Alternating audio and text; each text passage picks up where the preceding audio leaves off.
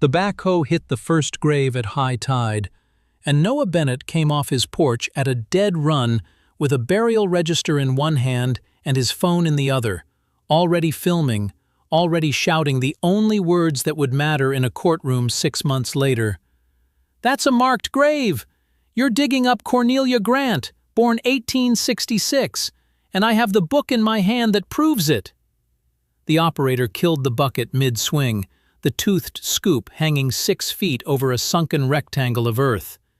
Candace Thurl stood at the edge of the live oaks in a linen blazer and a lanyard, a clipboard pressed flat to her chest like armor, and her face did the thing Noah had learned to watch for over the worst half-year of his retirement.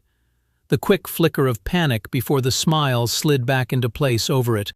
Behind her, a yellow Tidewater Bluff survey stake lay knocked flat in the Spartina grass, and the salt water was already sliding up the low road under the oaks, the way it did twice a day on this island, whether a single living soul was ready for it or not. 6 months before, there had been no backhoe, no flatbed of stakes, no drone in the air. There had only been a gate. Noah had built it himself, plain galvanized steel across the dirt alley under the oaks, because strangers' cars blocked his drive every single morning, and then the tide came in and trapped them there until past noon, horns and cursing, and somebody always knocking on his door to ask him to do something about water that had been arriving on schedule since before his grandfather was born. He was 60 years old, 4 months retired after 34 years as a genealogist and archivist at the National Archives, and he had bought the old plantation tract on the South Carolina Sea Island for one reason: to be left alone with his document boxes and his salt marsh and his ghosts. The alley was his, recorded easement, plain on the face of his deed, and Noah had read every page of that deed twice, and then once more aloud at the kitchen table, because reading every page of everything was not a habit for him. It was the entire skill of his life. It was the thing he had done for the federal government for 3 decades.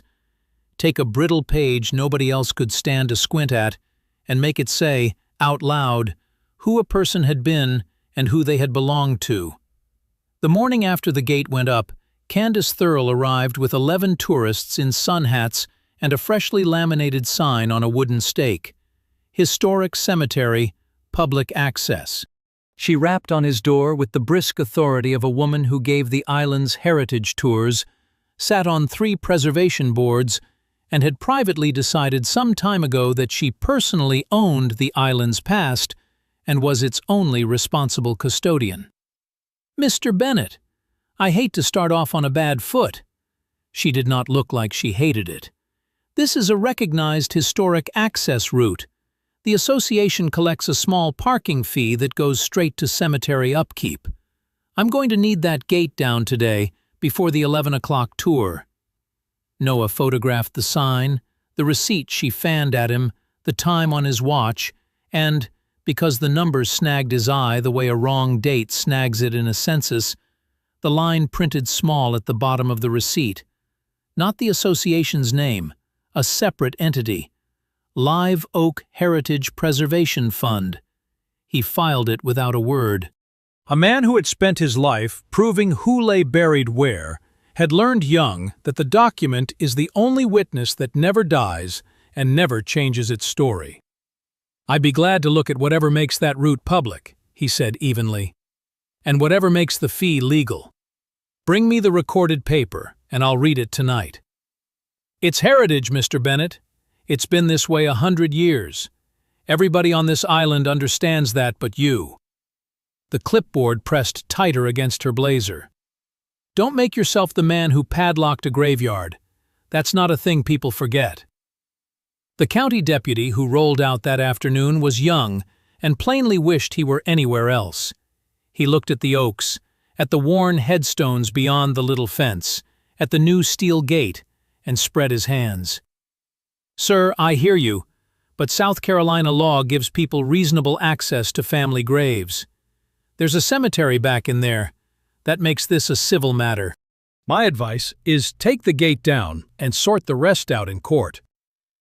It was the same dead siding the system always shunted a thing onto when it had no box on the form for the truth of it. But Noah read the statute that night, slowly, the way he read everything. And the statute did not say what Candace Thurl had pretended on his porch. It granted descendants reasonable access to the graves of their own dead.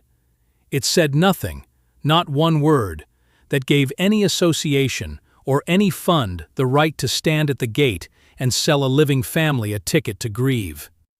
And when he finally untied the waxed string on the bundle he had carried out of the previous owner's boxes weeks earlier and not yet had the heart to open, the burial registers of the island's black church, foxed and tide-stained, and kept in a careful, patient hand running back to reconstruction. He set his coffee down and stopped breathing for a moment. The cemetery was not abandoned history. It was a living Gullah burial ground. The newest funerals in the book were less than 10 years old. Candace Thurl's quaint, historic site was full of people who still had grandchildren drawing breath on this island, and she had been charging those grandchildren $4 to park and walk in to their own. The association's reply to his written questions was not a reply. It was a fine. Defacing a historic viewshed, $400. Then a second notice threatening a lien on his mother-of-pearl and cypress house. Then a printed declaration nailed to his own gate, naming it an unlawful obstruction of grave access, as if he were the one selling tickets. Candace doubled the tours.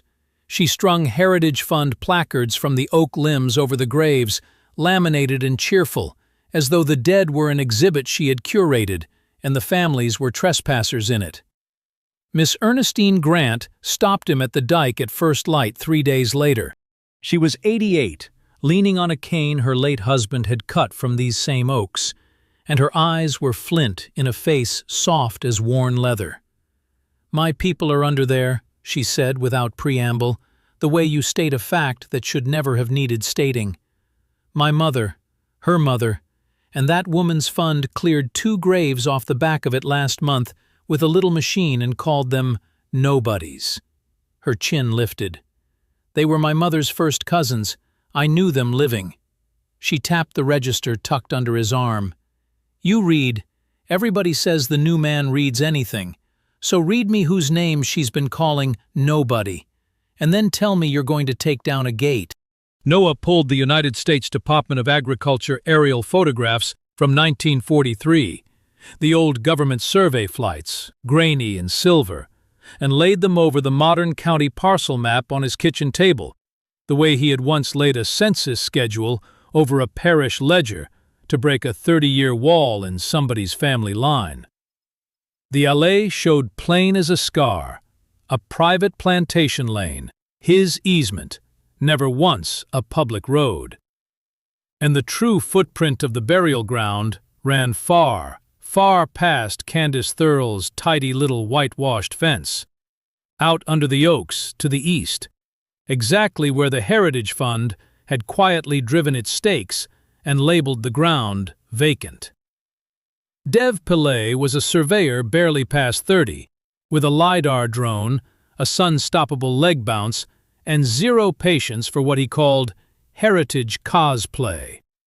He flew the whole site twice and brought back a map that made Ernestine lower herself slowly onto a kitchen chair.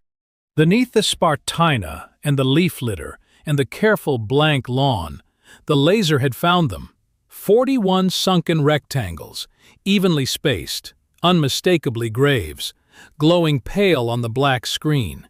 And every single one of them lay outside the whitewashed fence, and every single one sat squarely inside a platted Tidewater Bluff view lot.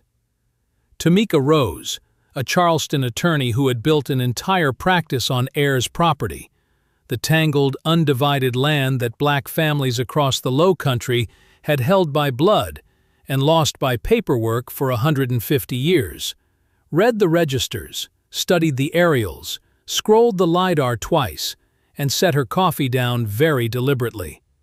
"Understand what this actually is, Mr. Bennett. This is a living cemetery sitting on heirs' land. and a fake charity is selling access to it at the gate, while a developer quietly clears the bodies out the back for waterfront villas. She ticked the strikes off on her fingers. 1. Quiet title on your easement. That lane is private. Full stop. 2. Cease and desist to the fund. 3. A referral to the State Attorney General's Charities Division, because here is the part that hangs them. Not $1 of that parking fee ever once touched the association's books. Every cent went into Candace Thurl's private fund. She slid a legal pad across. We file quiet. You say nothing to anyone. Discovery cracked the thing wide open. The subpoena duces tecum to the Heritage Fund and to Tidewater Bluff Development pulled the architecture up into the daylight all at once. The fund was a hollow front, a 501c3 shell with one signatory. The developer was buying every cleared lot for a waterfront villa line at numbers that made the arithmetic obscene. Pay the fund a pittance to call a grave vacant, flip the lot for a fortune. And Candace Thurl was not the top of the pyramid. She was its public face, and, the emails showed in plain cold text, its hostage. Tidewater's people had done their homework and discovered that her celebrated first settler genealogy, the founding bloodline she recited on every tour and had spent 30 years being admired for, was half invention. They held it over her like a blade laid flat against the throat. Then Noah found the name, and the case stopped being a matter of law. He was doing the work itself, cross-referencing the 1860s burial register against the federal census, line by patient line, building the cemetery's families into trees the way he had built 10,000 other people's, when a single entry stopped his pen flat against the page. Bennett. 2 of them. Freed people, buried under these oaks in 1871 and 1884. Moses and Hagar, with the careful church hand noting the second as wife of the first. His own name, his own blood, in the ground at the end of a lane he had bought to keep strangers off, and he had not known it for 6 months. He sat a long while with the lamp and the registers and the tide sliding up outside in the dark, and he understood that he had not bought a piece of land at all. He had come home to it without being told. Tidewater did not retreat an inch. It countersued, claiming a century-old public prescriptive easement over the lane, arguing the whole island had crossed it openly for generations, which would have made it public by long use. And it leaned on Ernestine Grant where she lived. A noise complaint filed against her tiny house. Then, a county inspector sent to measure her porch steps against a code nobody had enforced in 40 years. The court, days later, declined to pull the gate or freeze the lots on the strength of the papers alone, and set an expedited hearing 3 weeks out, which left the gate standing, but the graves exposed, the easement contested, and every stake in the ground still legally in play, while the tide rose and fell on it twice a day. Which was exactly how Noah Bennett came to be standing on his own porch at high water on a gray Saturday morning, watching a backhoe grind up his private lane behind a flatbed loaded with survey stakes, because Tidewater Bluff had made a cold, tactical decision. Clear and grade the vacant view lots now, this weekend, before any judge could sign anything. Turn 41 unmarked graves into churned earth and graded fill. A fact on the ground that no order could ever fully undo. You cannot undig the dead. Noah did not call the deputy first. He had learned what the deputy was for. He called Dev, who was already in the truck and already putting the drone up before Noah finished the sentence. And he called Tamika, who was already on the phone to the duty judge's clerk, demanding an emergency order with the particular voice she saved for men who thought a weekend was a loophole. Then Noah walked off his porch and out to meet the swinging bucket on foot, with the burial register held up over his head like a shield, and he began, at the top of his lungs, to read the dead aloud. Cornelia Grant, 1866. Moses Bennett, 1871. Hagar Bennett, 1884. You put that bucket down on the ground right now. It's a vacant parcel, Candace called across the lane, but the brightness had cracked clean off her voice. The fund surveyed it. There's nothing back there but— There are 41 people back there, Dev said, dropping the drone neatly onto the warm hood of the backhoe and spinning the screen around to face the operator in the cab. The graves glowed up out of the black, rank on rank, spaced and deliberate and utterly undeniable. The operator was a local man, somebody's cousin, and he looked at the screen for a long moment, and then he looked at Miss Ernestine Grant standing in the rising tidewater in her good church shoes with her husband's oak cane planted in the mud, and he throttled the machine down to a mutter, climbed out of the cab, and walked off the job and down the lane without one word to anyone. Ernestine moved to where the next stake had been driven and set her cane in the hole it left and would not be moved. The tide came up cold around her ankles, and she stood in it like a piling. Noah took his place at her shoulder. The neighbors came. They had heard Dev's truck.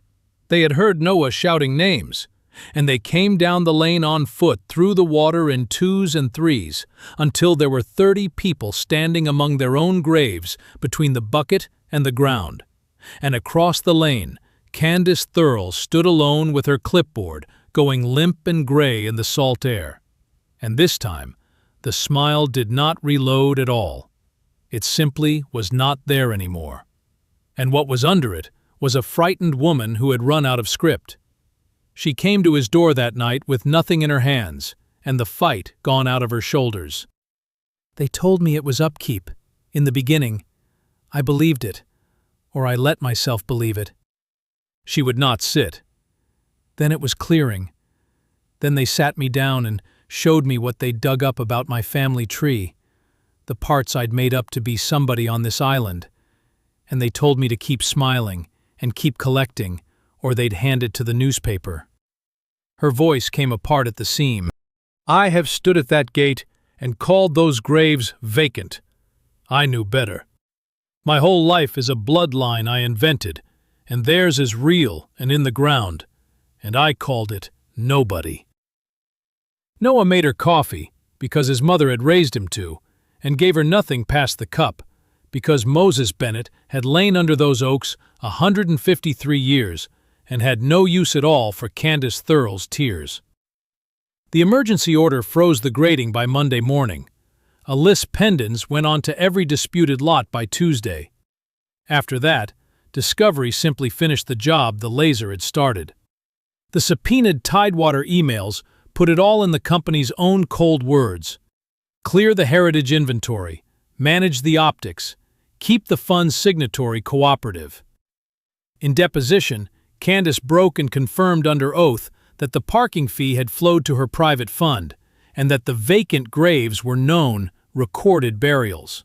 The Tidewater representative handed his own email about clearing the inventory and asked to square it with the company's sworn claim that the ground held no graves, looked at the page, looked at his lawyer, and said that he could not recall. And the court reporter typed 3 words into the silence, and the silence did far more damage than any answer he could have given. At the hearing, Tamika Rose took the prescriptive easement claim apart with the 1943 aerials laid flat on the easel. The lane had always been a private plantation allée, crossed by neighborly permission, and never by the open, hostile, adverse public use the law actually required, the precise legal opposite of what the developer needed it to be. Then Noah stood and laid his board before the court, the way he had once walked a packed reading room through 3 broken generations of a stranger's family until the whole line stood plain. Registers, census, the LiDAR, the bank trail from gate to fund to developer escrow.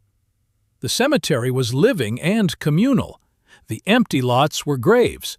The fund was a clean steel pipe running from grieving families' pockets straight into a builder's bank account. And then, Ernestine Grant took the stand and named them. Every sunken rectangle on Dev's glowing map, from memory, by family, and by the dates her grandmother had pressed into her as a girl, until the courtroom had stopped shifting in its seats and gone entirely still. When she reached Moses and Hagar Bennett, 1871 and 1884, she did not read it off a card. She lifted her head and looked clear across the courtroom at Noah in the gallery and said, "Those two are his. He bought the lane to his own grandfather's people and didn't know it till the book told him. Now you tell me that's a parking lot." The court quieted title to the easement as private, voided every parking fee ever collected, formally declared the burial ground a protected heirs property cemetery, and sent the Heritage Fund to the Attorney General's Charities Division as fraud, and Tidewater Bluff to the federal prosecutor for wire fraud on the lots it had marketed across state lines. Tidewater's principal was indicted that winter on a wall of counts. Candace Thurl lost her tours, her board seats, and the invented bloodline she had guarded for 30 years.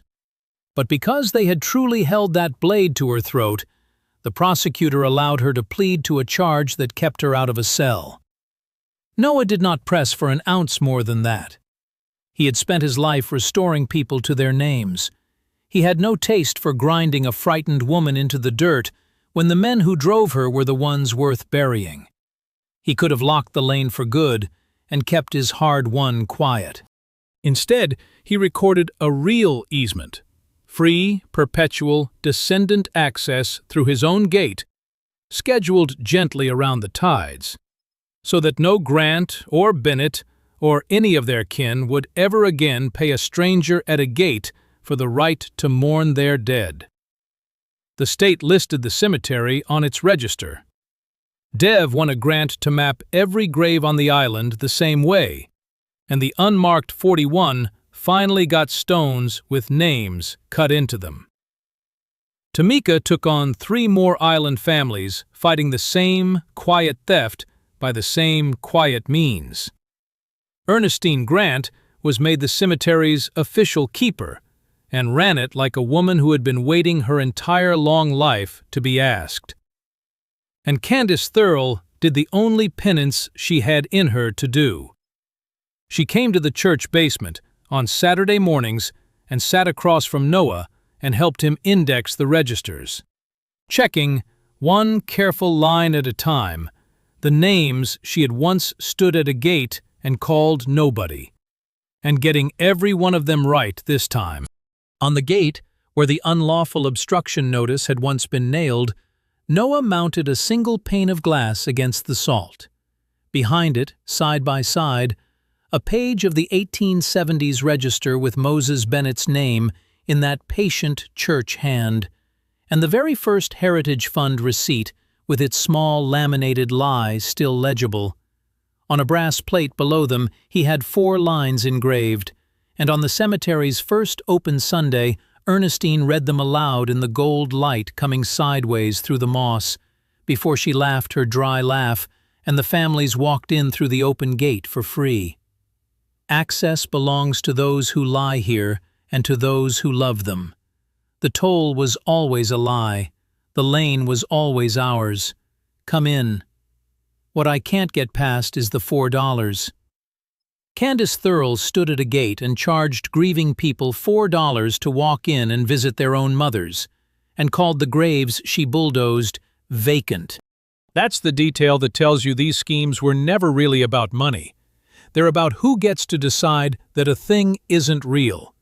A laminated sign, a cheerful fund, a confident woman on 3 preservation boards, and suddenly a living Gullah burial ground becomes a historic site, and the families standing in it become trespassers. The forgery here wasn't a signature, it was a story, and stories told loudly enough have a way of overriding people who were never asked. And notice who saw through it. Not a lawyer first, not the deputy, an archivist who'd spent 34 years learning that the document is the one witness that never changes its story, sitting next to an 88-year-old woman who carried a whole cemetery in her memory because nobody ever wrote it down. That's the real engine of this one. The paper and the people who remember, working together against the people who profit from forgetting. Noah didn't win because of LiDAR or a clever easement argument. He won because he refused to accept someone else's certainty about whose dead counted. Here's the part that undoes me a little. Candace wasn't the villain at the top. She was a woman who'd invented her own bloodline to be somebody, terrified of being exposed as nobody. And so she stood at a gate denying that other people's real, in-the-ground ancestry was anybody at all. Her crime was a mirror of her wound. The developer behind her just knew exactly which wound to press. So let me ask you straight. When someone official-sounding tells you a thing has always been this way, do you check, or do you assume they'd know? Because that assumption is the whole con. If a stranger told you the people buried under your family's oaks were nobody, what would it take to make you go dig out the book and prove them wrong? And would you have a book to dig out at all?